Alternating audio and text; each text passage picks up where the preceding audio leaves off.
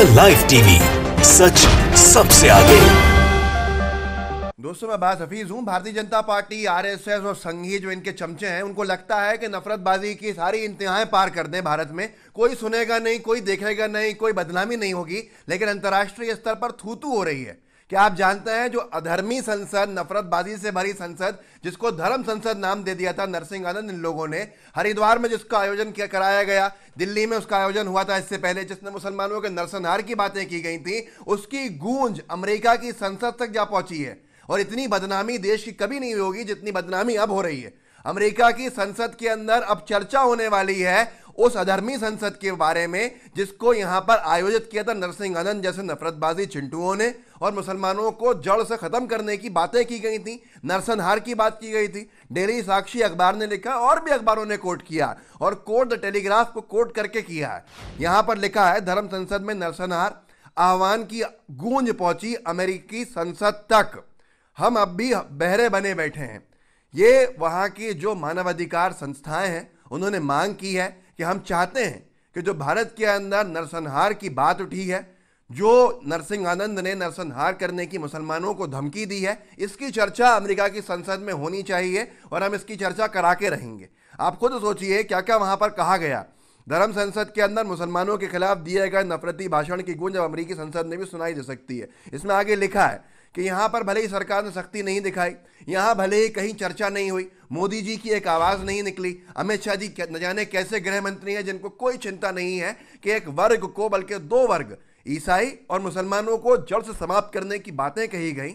देश जो संविधान से चलता है वहां पर कोई कार्रवाई नहीं हुई। अब जाके जब सुप्रीम कोर्ट का डंडा पड़ा है तब कार्रवाई की जा रही है। लेकिन अब तो बात इतनी आगे निकल चुकी है कि अमेरिका की संसद के अंदर इस पर चर्चा होगी कि भारत देश के अंदर एक वर्ग को, दो वर्गों को, कुछ कट्टरपंथी नरसिंह आनंद जैसे लोग जड़ से खत्म करने की बात कर रहे हैं, नरसिंह आनंद नरसंहार की बात कर रहे हैं। टेलीग्राफ ने खबर छापी है, और टेलीग्राफ अंतर्राष्ट्रीय स्तर का कितना बड़ा अखबार है आप सोच सकते हैं।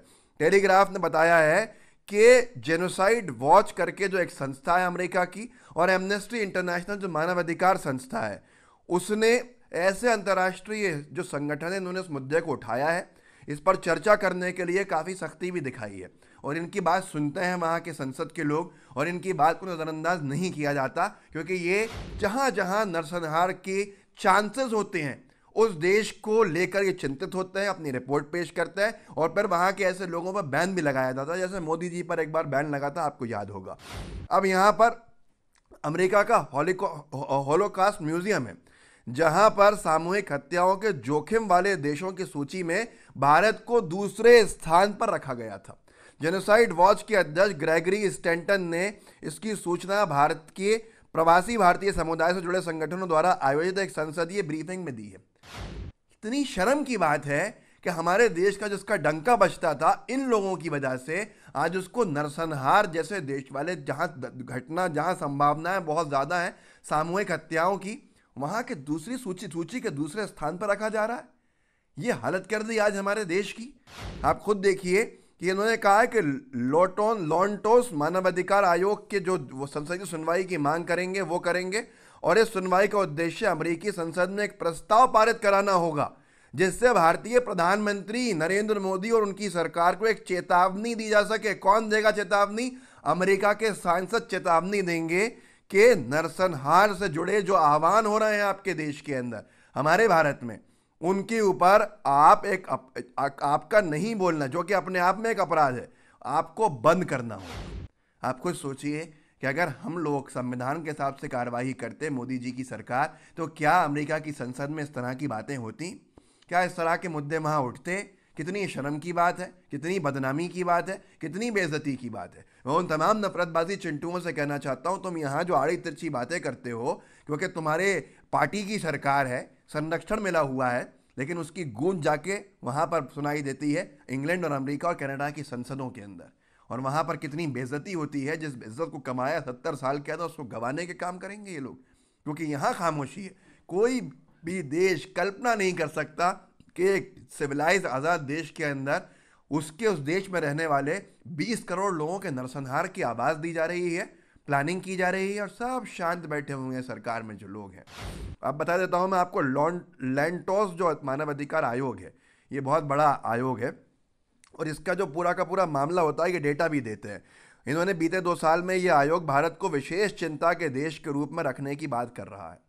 इन्होंने लगातार ये पूरा वॉच रखते हैं, नज़र रखते हैं कि इस देश के अंदर मानवाधिकार मारे जा रहे हैं, छीने जा रहे हैं, तो यहाँ पे क्या कार्रवाई होनी चाहिए। ये 2 साल से निरंतर मांग कर रहे हैं कि हमें भारत को विशेष चिंता के देश में रखना पड़ेगा। मोदी जी की सरकार के आने के बाद यहाँ इतना मानवाधिकारों का हनन हो रहा है। इनके डेटा के मुताबिक, ये बहुत महत्वपूर्ण लाइन है, सुनिएगा, ये अमेरिका का आयोग है जिसको लैंटोस मानवाधिकार आयोग कहते हैं। ये बहुत बड़ा आयोग माना जाता है जो पूरी दुनिया का ह्यूमन राइट वॉचडॉग कहलाता है, कि जहाँ जहाँ मानवाधिकारों का हनन होता है वहाँ की ये रिपोर्ट देते हैं और उसके ऊपर वो होता है, बैन लगाया जाता है। जैसे मोदी जी पर बैन लगाया गया था, अमेरिका घुस नहीं सकते थे, अभी भी एज अ प्राइम मिनिस्टर जा सकते हैं, लेकिन इंडिविजुअल मोदी जी के तौर पर शायद जाना अभी भी मुश्किल होगा। तो ये वही आयोग है और इसने क्या कहा है, इनके डेटा के मुताबिक ये आखिरी लाइन लिखी है, भारत में नरसंहार होने की 14.5% आशंका है।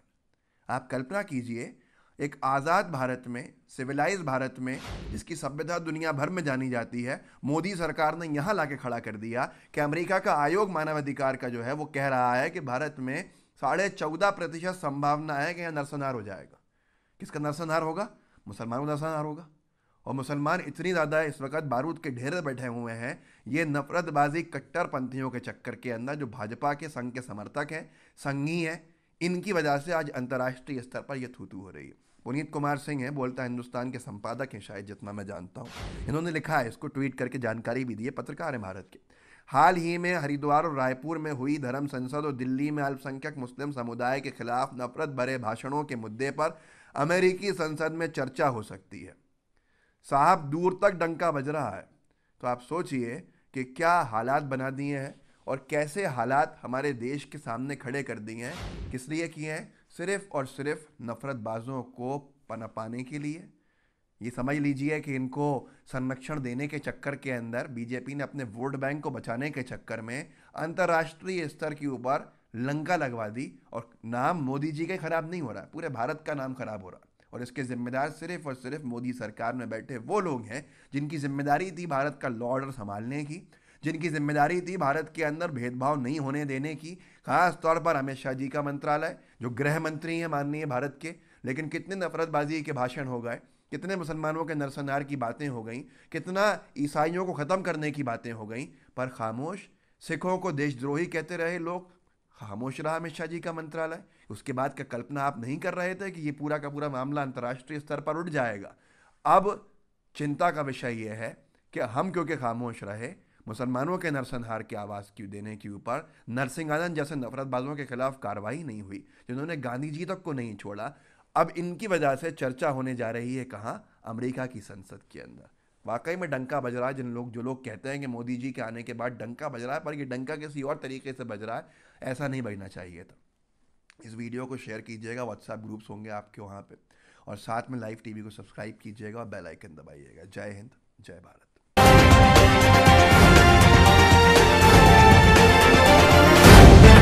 द लाइव टीवी, सच सबसे आगे।